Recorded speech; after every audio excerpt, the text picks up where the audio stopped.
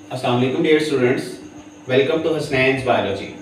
जी बेटा, आज हम लोग अपने लेक्चर सीरीज का जो कि लास्ट टाइम चैप्टर नंबर 15 में मैंने एक्सप्लेन किया था, हम लोग ऐसे बच्चों के लिए लेक्चर सीरीज अपलोड कर रहे हैं जो कि परेशान अपनी तैयारी के हवाले से हैं, सेकेंड ईयर के बच्चे।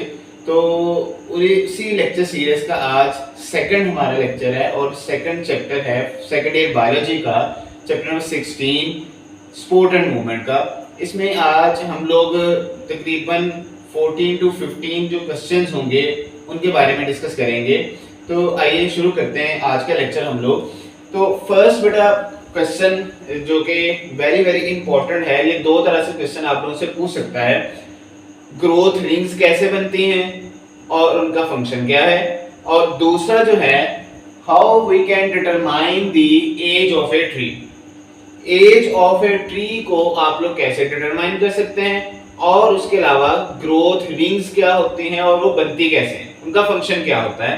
तो जब बेटा हम लोग बात करते हैं कि और उसके अलावा इसका ट्री की एज को डिटरमाइन कैसे कर सकते हैं, जब हम लोग कहते हैं बेटा सेकेंडरी ग्रोथ हो रही है प्लांट की खास तौर पे, तो उस वक्त जो सेकेंडरी जाइलम और सेकेंडरी फ्लोएम बनता है तो वो रिंग्स की फॉर्म में बनता है। तो सेंट्रल जो पार्ट होता है ट्रंक का बेटा, वो रिंग्स की फॉर्म में बन जाता है, जो कि हर साल के बाद एक रिंग बनती है।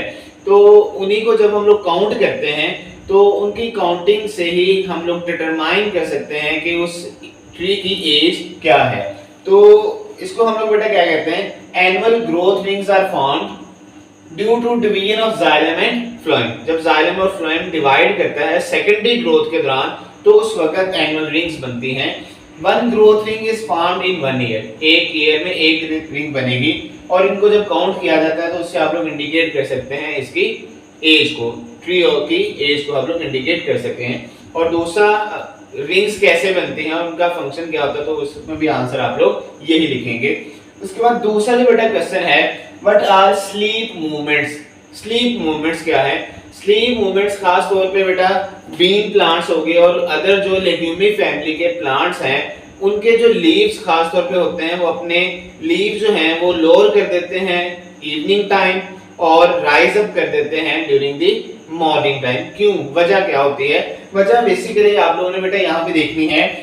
इन प्लांट के जो लीव्स खास तौर पे बेटा होते हैं, इन प्लांट के जो लीव्स होते हैं, अब बाकी सारे लीव्स की भी हम लोग बात कर लेते हैं। इनकी जो डंडी होती है, इस डंडी को बेटा हम लोग क्या कहते हैं? इस डंडी को कहा जाता है पल्विनस। इसको क्या कहते हैं बेटा? पल्विनस का नाम देते हैं। तो होता क्या है, इस पल्विनस के अंदर जब टर्गर प्रेशर ज्यादा हो जाता है, वो टर्गर प्रेशर इस प्लांट की लीव को सपोर्ट प्रोवाइड करता है, जिसकी वजह से वो राइज अप हो जाता है। और इवनिंग टाइम जैसे ही हम लोग कहते हैं कि टर्गर प्रेशर, अब फोटोसिंथेसिस कम होती है, ग्लूकोज कम बनना शुरू होता है, जिसकी वजह से पानी भी जो है वहां से निकल आता है। पल्विनस जो है वहां पे टर्गर प्रेशर कम हो जाता है, जिसकी वजह से वो सपोर्ट प्रोवाइड नहीं करता लीव को, और वो लीव जो होते हैं वो लोअर हो जाते हैं। और इसी वजह से ऐसी मूवमेंट्स को हम लोग क्या बेटा बोलते हैं? स्लीप मूवमेंट्स का नाम देते हैं। तो both bean plants and some members of legume family lower their leaves, वो पत्तों को गिरा देते हैं बेटा इन द इवनिंग और raise them in the morning. These movements are called sleep movements कहा जाता है। रीजन भी आप लोगों से पूछ सकता है, और रीजन आप लोगों ने बतानी है कि पल्विनस के अंदर टर्गर प्रेशर के अंदर चेंजेस आने की वजह से ये वाले मूवमेंट शो करते हैं लेग्यूमी फैमिली के मेंबर्स। उसके अलावा क्वेश्चन नंबर 3 बेटा, सियाटिका क्या है? सियाटिका हमारा जो लोअर लिम्ब है खास तौर पे बेटा, उसके अंदर एक नर्व पाई जाती है जिसको हम लोग सियाटिक नर्व बोलते हैं। अब बाज दफा अगर चोट लग जाती है या इम्प्रॉपर इंजेक्शन लग जाता है हमारी बटक के अंदर या हिप के अंदर, तो उस वक्त बाज दफा ये नर्व डैमेज हो जाती है, इंजर्ड हो जाती है। उसकी वजह से एक पेन रेडिएट करती है पूरी सियाटिक नर्व के ऊपर, जिसको हम लोग सियाटिका का नाम देते हैं। तो सियाटिका टीका से बेटा आप लोग याद रखेंगे, अक्सर हम लोग अगर ऐसे डॉक्टर के पास चले जाते हैं जो कि कंपाउंडर वगैरह था पहले, या ऐसा था जिसने दूसरा किसी डॉक्टर के पास एमबीबीएस के पास ट्रेनिंग ली है, तो उसके बाद अगर टीका लगवाने अगर हम लोग चले जाएं, टीका का मैंने इस वजह से वर्ड यूज किया है ताकि आप लोग इजीली इसको याद रख सकें। तो अगर वो सही से टीका ना लगे, तो बात आजकल तो हुकूमत भी हमें टीका लगा रही है, महंगाई करके। तो इसमें बेटा अगर इंजेक्शन इन प्रॉपर हमारे बटक में लग जाए तो उसकी वजह से सियाटिक नर्व क्या हो जाती है बेटा, डैमेज हो जाती है और पेन रेडिएट करते हैं इसके ऊपर, इसको सियाटिका का नाम देते हैं। तो it is characterized by the stabbing pain radiate, पूरी नर्व के ऊपर रेडिएट करती है over the course of sciatic nerve. किस वजह से? ड्यू टू इंजरी और improper administration of injection in buttock. उसके बाद फोर्थ वन बेटा क्वेश्चन है, what do you know about rigor mortis? Rigor mortis क्या है? रिगर मॉर्टिस डेथ के बाद बेटा, जब किसी भी बॉडी की डेथ होती है लिविंग ऑर्गेनिज्म की, तो उसकी बॉडी के अंदर मेटाबॉलिक एक्टिविटीज स्टॉप हो जाती हैं, जिसकी वजह से एटीपी का जो लेवल है वो कम हो जाता है, फॉल हो जाता है। अब वो जो एटीपी है वो बेटा क्रॉस ब्रिजेस को तोड़ने में और उसको बनाने में इंपॉर्टेंट रोल प्ले करते हैं। क्रॉस ब्रिजेस क्या होते हैं? क्रॉस ब्रिजेस बेटा जो थिक और थिन फिलामेंट्स होते हैं, सपोज ये थिक फिलामेंट है और इसके ऊपर ये थिन फिलामेंट है, तो इन थिक और थिन फिलामेंट के दरमियान में क्रॉस ब्रिज बनता है। ये क्रॉस ब्रिज की वजह से स्लाइडिंग होती है, कॉन्ट्रैक्शन और रिलैक्सेशन होती है। तो एटीपी इसकी फॉर्मेशन के लिए भी और इसकी ब्रेकिंग के लिए भी चाहिए। तो एटीपी डेथ के बाद कम हो जाती है, फॉल हो जाती है, जिसकी वजह से बॉडी जो क्रॉस ब्रिजेस वैसे के वैसे ही बने रहते हैं और इसकी वजह से बॉडी क्या हो जाती है, स्टिफ और हार्ड हो जाती है। ऐसी कंडीशन को बेटा हम लोग क्या कहते हैं, रिगर मॉर्टिस का नाम देते हैं। तो after death amount of ATP in body falls, कम हो जाती है। ड्यूरिंग दिस कंडीशन, इस कंडीशन के दौरान क्या होगा, cross bridges can not broken down, remains bound, वो एक दूसरे से अटैच रहते हैं। इस कंडीशन में बॉडी क्या हो जाती है, स्टिफ और हार्ड हो जाती है, causing condition called rigor mortis. उसके बाद क्वेश्चन नंबर 5 बेटा, differentiate between primary and secondary growth. Primary और सेकेंडरी ग्रोथ में क्या फर्क है? प्लांट के अंदर बेटा एक सेल्स होते हैं जो कि एबिलिटी रखते हैं डिवीजन की, जिनको मेरिस्टेम्स कहा जाता है। तो मेरिस्टेम में एक टाइप है बेटा एपिकल मेरिस्टेम, जो कि टिप के ऊपर पाया जाता है। सपोज ये स्टेम है, इसके ऊपर ये वाला जो ग्रीन कलर का आपको कैप नजर आ रही है, एपिकल मेरिस्टेम। तो जब ये डिवाइड करेगा तो प्लांट की लेंथ बढ़ेगी, इसको हम लोग बेटा कहते हैं प्राइमरी ग्रोथ। और जो साइडों पे मौजूद होंगे, जब इनकी ग्रोथ होती है, इनकी डिवीजन होती है, तो इसकी वजह से प्लांट की विड्थ बढ़ती है। तो ऐसी कंडीशन को बेटा हम लोग क्या कहते हैं, ऐसी ग्रोथ को क्या कहते हैं हम लोग, सेकेंडरी ग्रोथ का नाम देते हैं। तो इनमें डिफरेंस में दो पॉइंट्स आप लोगों ने लिखने हैं। उसके बाद लास्ट वन, आखिरी जो क्वेश्चन है, different six one sorry question, define tactic movements and it's type. Tactic movement कोई भी पूरे का पूरा सेल या पूरे का पूरा ऑर्गेनिज्म जब बेटा मूव करता है एक्सटर्नल स्टिमुलस के अगेंस्ट, एक्सटर्नल स्टिमुलस की वजह से, तो उस वजह से क्या होगा, जो मूवमेंट्स वो शो करेंगे होल सेल या होल ऑर्गेनिज्म, वो ऐसी मूवमेंट्स को बेटा हम लोग क्या कहते हैं, टैक्टिक मूवमेंट्स का नाम देते हैं। ये पॉजिटिव भी हो सकती हैं। पॉजिटिव कब होंगी? जब टू वर्ड्स दी स्टिमुलस होंगी, टू वर्ड्स स्टिमुलस होंगी, तो उस वक्त इनको बेटा क्या कहा जाएगा, पॉजिटिव। और नेगेटिव कब होंगी? Away from stimulus. जब स्टिमुलस से अवे जाएंगी तो उसको हम लोग नेगेटिव मूवमेंट्स कहेंगे, नेगेटिव टैक्टिक मूवमेंट्स। और अगर टू वर्ड से स्टिमुलस वो मूव करेंगे तो उसको पॉजिटिव टैक्टिक मूवमेंट्स का नाम देंगे। नेक्स्ट हमारा क्वेश्चन है, क्वेश्चन नंबर 7 हम लोग शुरू करेंगे, differentiate between sapwood and hardwood. Sapwood और हार्डवुड में क्या फर्क है?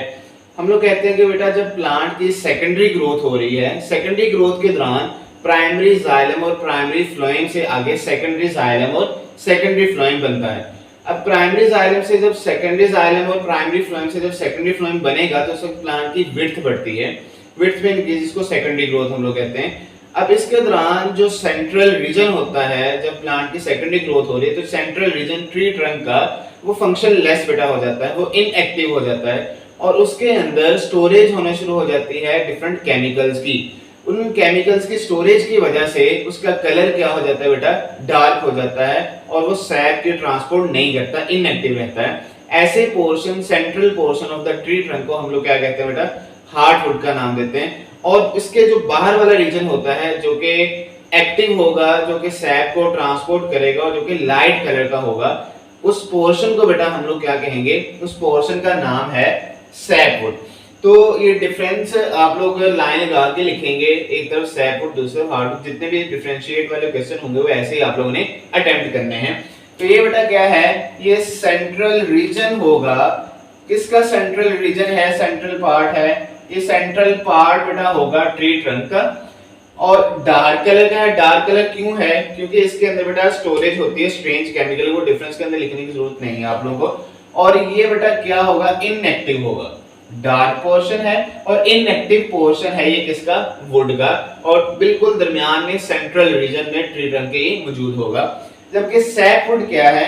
सैपवुड आउटर रीजन होगा ट्री ट्रंक का, और ये बेटा लाइट कलर का है, आउटर पार्ट है, लाइट कलर का है, डार्क नहीं, क्योंकि इसके अंदर कोई केमिकल स्टोर नहीं हो रहा। और ये एक्टिव पोर्शन होगा, इन्वॉल्व इन किसके अंदर? इन्वॉल्व है बेटा कंडक्शन ऑफ सैप के अंदर। फिर उसके अलावा क्वेश्चन नंबर 8 बेटा क्या बनेगा? क्वेश्चन नंबर 8 है मोल्टिंग या एक्डाइसिस क्या है? मोल्टिंग और एक्डाइसिस में बेसिकली डिफरेंस क्या है? बल्कि एक ही है टर्म हम लोग कहते हैं। जब बेटा एक्सोस्केलेटन मतलब जितने भी आर्थ्रोपोड्स हैं, आर्थ्रोपोड की जब ग्रोथ हो रही है तो उस वक्त उसके बाहर वाले साइड पे जो एक्सोस्केलेटन होगा, आर्थ्रोपोड को जरूरत पड़ेगी उस एक्सोस्केलेटन को रिमूव करने की, फिर ही उसकी रिमूवल की वजह से उसकी बॉडी की ग्रोथ हो पाएगी। तो जैसे उनकी ग्रोथ होती है तो उनको जरूरत पड़ती है कि एक्सोस्केलेटन को रिमूव किया जाए और नया जो बनाएंगे वो पहले से लार्जर वन होगा, जिसकी वजह से उनकी बॉडी जो है इजीली ग्रो कर सकती है। और इसके अंदर एक इंपॉर्टेंट हार्मोन आ जाता है बेटा, जिसको हम लोग एक्डाइसोम का नाम देते हैं। तो ये जब आर्थ्रोपोड बेटा हैव टू ग्रो, जब उन्होंने ग्रो करना है तो दे नीड, उनको जरूरत पड़ेगी शेड देयर, गिराने की या रिमूव करने की, किसको बेटा? एक्सोस्केलेटन को। क्योंकि एक्सोस्केलेटन हार्ड है, वो प्लांट की या किसी भी एनिमल की ग्रोथ के साथ ग्रो नहीं करेगा, उसको शट डाउन करना पड़ेगा पीरियोडिकली, मतलब वक्फों के बाद। एंड रिप्लेस, और रिप्लेस कर देगा किसके साथ? न्यू लार्जर वन के साथ। और इसके अंदर एक इंपॉर्टेंट हार्मोन वर्क करेगा जिसको हम लोग एक्डाइसोम का नाम देते हैं। एक्डाइसोम का अलग से आप लोगों को एमसीक्यू के अंदर पूछ सकता है। फिर उसके बाद बेटा क्वेश्चन नंबर 9। क्वेश्चन नंबर 9 कौन सा है? व्हाट इज सैक्रम और कॉक्सिक्स?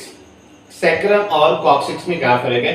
हमारे जो बेटा वर्टिब्रल कॉलम है उसका जो लास्ट वाला रीजन है, मतलब लंबर रीजन के नीचे वाला जो रीजन होगा, जो कि वर्टिब्रल जो कि हमारे पेल्विक गर्डल के बिल्कुल दरमियान में। सपोज हम लोग बेटा कह देते हैं कि ये हमारा पेल्विक गर्डल है और इसके दरमियान में ये आप लोगों को नजर आ रहा है वर्टिब्रल कॉलम, और इसकी ये जो ब्लू कलर के अंदर आप लोगों को इसका कैप नजर आ रहा है, ये समझ लें कि पेल्विक गर्डल के अंदर वर्टिब्रेज का पार्ट है। अब इसके अंदर टोटल 9 वर्टिब्रेज होती हैं। इसमें से जो पहले वाली 5 वर्टिब्रेज होंगी, पहले वाली 5 जो वर्टिब्रेज होंगी, उनकी फ्यूजन से जो स्ट्रक्चर बनेगा उसको हम लोग क्या नाम देंगे? सैक्रम का नाम देते हैं। और जो लास्ट वाली पोस्टीरियर 4 जो वर्टिब्रेज होंगी, उनकी फ्यूजन की वजह से जो स्ट्रक्चर बनेगा उसको बेटा हम लोग कॉक्सिक्स का नाम देते हैं। तो ये बेसिकली बेटा क्या है?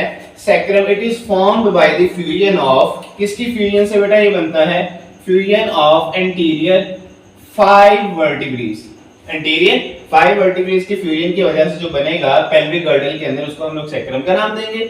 और कॉक्सिक्स क्या है? कॉक्सिक्स बेसिकली 4 जो वर्टिब्रेज होंगी पोस्टीरियर, याद रखना है पोस्टीरियर कौन सी हैं? जो पेल्विक गर्डल के अंदर वर्टिब्रेज टोटल 9 में से एंड वाले जो 4 हैं उनकी बात कर रहा है, ऑफ द पेल्विक रीजन। तो ये डिफरेंस आप लोगों ने बेटा याद रखना, बहुत इंपॉर्टेंट है। उसके अलावा क्वेश्चन नंबर 10 बेटा, what is cleft palate? Cleft palate क्या है? क्लेफ्ट पैलेट ऐसी बेटा कंडीशन है जब बेटा हम लोग कहते हैं कि ग्रोथ हो रही है, तो डेवलपमेंट खास तौर पे न्यू बॉर्न बेबी की हो रही है बिफोर द बर्थ, उसको 5 to 6 मंथ के अंदर माउथ की फॉर्मेशन हो रही है। तो उसमें क्या होता है? माउथ और जो ओरल कैविटी और जो दूसरी जिसको हम लोग दूसरा नाम देते हैं बकल कैविटी का, वो अलग हो जाती है, सेपरेट हो जाती है। किससे? नेजल कैविटी से। क्यों? क्योंकि जो हमारे जो पैलेट है बेटा, पैलेट फ्यूज कर जाता है मैक्सिला के साथ, जिसकी वजह से सेपरेशन हो जाती है। अब ड्यूरिंग द डेवलपमेंट जब ये सेपरेशन जो है ये नहीं हो पाती, एक स्पेस रह जाती है, मैक्सिला जो है वो पैलेटिन के साथ फ्यूज नहीं कर पाता, इसकी वजह से एक स्पेस रह जाएगी ओरल कैविटी और नेजल कैविटी के दरमियान में। ऐसी कंडीशन को बेटा हम लोग क्या कहेंगे? क्लेफ्ट पैलेट का नाम देंगे। तो ये क्या है? अ कंडीशन, ऐसी कंडीशन जिसमें पैलेटिन, पैलेटिन हम लोग कहते हैं तालू को, जो ऊपर वाला रूफ होगी हमारी ओरल कैविटी की, प्रोसेस ऑफ मैक्सिला, मतलब जो जा रहा है पैलेटिन मैक्सिला तक, and palatine fail to fuse, वो फ्यूज नहीं हो पाती, जिसकी वजह से क्या हो जाएगा? Roof of mouth does not join, वो ज्वाइन नहीं हो पाएगी और एक स्पेस बाकी रह जाएगी। ये स्पेस किनके दरमियान में बेटा होगी, ये स्पेस होगी between oral and nasal cavity के दरमियान में, ऑरल और नेजल कैविटी के दरमियान में ये स्पेस हो जाएगी। फिर उसके बाद क्वेश्चन नंबर 11 बेटा, क्वेश्चन नंबर 11 कौन सा है, what type of changes occur during the sliding filament model. Sliding filament model क्या है, ये बेटा असल में जब मसल्स स्केलेटल मसल्स कॉन्ट्रैक्ट करते हैं तो उसके दौरान उसको जो एक्सप्लेन कर रहा है प्रोसेस वो है स्लाइडिंग फिलामेंट मॉडल। इसका सारा जो स्ट्रक्चर है स्केलेटल मसल्स का वो आप लोग डिटेल क्वेश्चन उसके अंदर पढ़ते हैं, लेकिन चेंजेस कौन कौन सी आती हैं, वो चेंजेस 3 चेंजेस हैं बेसिकली। वो कौन कौन सी हैं, जी लाइन जो है वो क्लोज टू ईच अदर, उसके अलावा आई बैंड जो है वो शॉर्ट हो जाते हैं और एच जोन जो है वो क्या हो जाएगा, डिसअपीयर हो जाएगा। ये 3 बेसिक चेंजेस आएंगी जिसकी वजह से स्केलेटल मसल क्या हो जाएगा, कॉन्ट्रैक्ट हो जाएगा और शॉर्ट हो जाएगा और उसकी जो बेली होगी मसल की वो भी क्या हो जाएगी, थिक हो जाएगी। उसके अलावा नेक्स्ट वन जो बेटा क्वेश्चन है क्वेश्चन नंबर 12।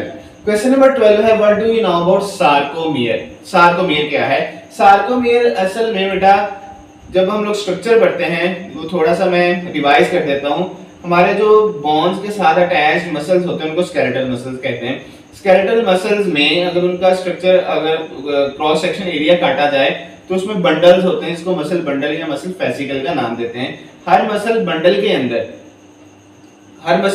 अंदर हम लोग कहते हैं कि मसल फाइबर्स मौजूद होते हैं।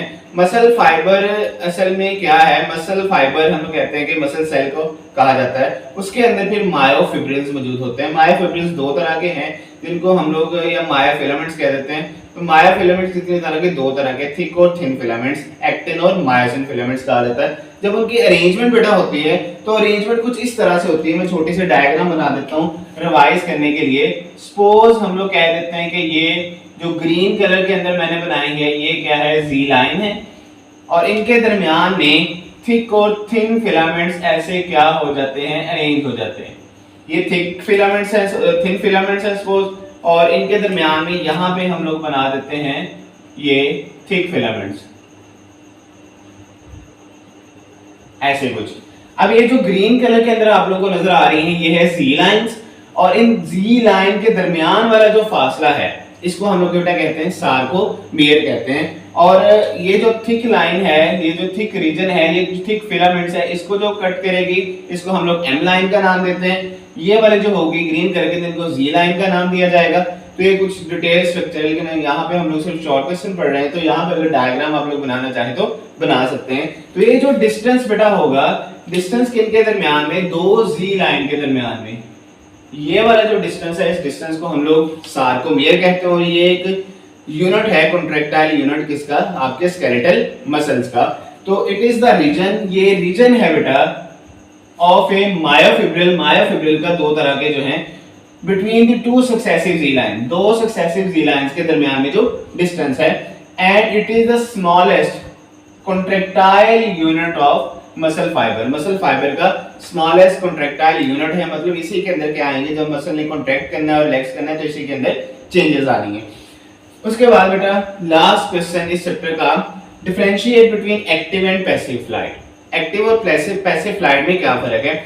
अब बेसिकली 2 तरह के बर्ड्स के अंदर 2 तरह की फ्लाइट हम लोग ऑब्जर्व करते हैं। कुछ ऐसे बर्ड्स जो कि हम लोग कहते हैं कि बिल्कुल अपने विंग्स को ऐसे रखते हैं, वो फ्लैपिंग नहीं करते, वो ऊपर और नीचे मूव नहीं करते। क्यों नहीं करते, वो रीजन हम लोग यहाँ पे कहते हैं कि पैसिव फ्लाइट में हम लोग कहते हैं, वो ग्लाइडिंग उसको कहा जाता है, जब वो ऊपर और नीचे की तरफ मूव नहीं करते। उस वक्त जो इनके विंग्स बेटा होते हैं वो एरोफॉइल के तौर पर, एरोफॉइल ऐसी सरफेस होती है जिसके ऊपर से इस तरह से हवा गुजरती है कि ऊपर वाले साइड पे प्रेशर जो एयर का कम होता है, नीचे वाले साइड पे ज्यादा हो जाता है। वो जो नीचे वाले साइड पे ज्यादा एयर का प्रेशर, ऊपर जो फ्लो कर रही है ऊपर प्रेशर नहीं जनरेट होगा, नीचे प्रेशर जनरेट होगा। वो जो नीचे प्रेशर जनरेट होगा वो उसको अपवर्ड ले जाएगा। ऐसी फ्लाइट को हम लोग क्या कहते हैं, पैसिव फ्लाइट। और दूसरी जो है जिसमें हम लोग कहते हैं कि नीचे वाली जो एयर है वो उसको बर्ड को ऊपर नहीं लेके जा सकती, नीचे प्रेशर इतना नहीं है, तो क्या काम करते हैं, बर्ड्स के जो विंग्स होते हैं वो फ्लैपिंग करते हैं, अपर और नीचे वाले साइड पे मूव करते हैं, अप और डाउनवर्ड मूव करते हैं। तो उस वजह से वो फ्लाइट को गेन कर लेते हैं। ऐसी फ्लाइट को बेटा हम लोग क्या कहते हैं, एक्टिव फ्लाइट का नाम देते हैं। तो ये डिफरेंस आप लोग ऐसे लिखेंगे, ड्यू टू नो सपोर्ट, जब सपोर्ट कोई नहीं मिलेगी नीचे से अपवर्ड एयर से, तो उसकी वजह से some effect gained by the flapping of wings, wings को फ्लैप करके ऐसे इफेक्ट फिर गेन किए जाते हैं, तो इसको हम लोग एक्टिव फ्लाइट का नाम देंगे। और पैसिव फ्लाइट, एक्टिव फ्लाइट में आप लोग एग्जांपल क्रो की दे सकते हैं, पिजन की दे सकते हैं, जबकि बाकी और भी। लेकिन पैसिव फ्लाइट क्या है? Passive flight when birds glide, जब वो ग्लाइड करेंगे बिल्कुल ऐसे स्ट्रेट और एरोफाइल के तौर पे विंग्स एक्ट करते हैं और ऊपर से इस तरह से एयर गुजरती है कि नीचे वाली साइड पे प्रेशर ज्यादा और ऊपर वाली साइड पे कम हो जाता है और वही अपवर्ड उसको फ्लाइट देगी, तो इसको हम लोग क्या कहते हैं? Passive flight. और ये ज्यादातर हम लोग कहते हैं कि जो अकाब वगैरह होते हैं उनके अंदर ये वाली फ्लाइट देखने को मिलती है। तो ये था बेटा आज का हमारा लेक्चर, जिसके अंदर हम लोगों ने चैप्टर नंबर 16 के बहुत ही इंपॉर्टेंट बोर्ड के लिहाज से क्वेश्चंस पढ़े। तकरीबन मैं कोशिश किया करूंगा कि कम से कम और मोस्ट इंपॉर्टेंट क्वेश्चन जो है आप लोगों के सामने लाए जाए, ताकि आप लोग उनको याद करके पेपर्स के अंदर अपने अच्छे मार्क्स गेन कर सकें। तो ये था बेटा आज का हमारा लेक्चर। उम्मीद करता हूँ आप लोगों को आसान लगेगा और आप लोग इसको याद भी करेंगे। ठीक है, thank you so much and अल्लाह हाफिज़।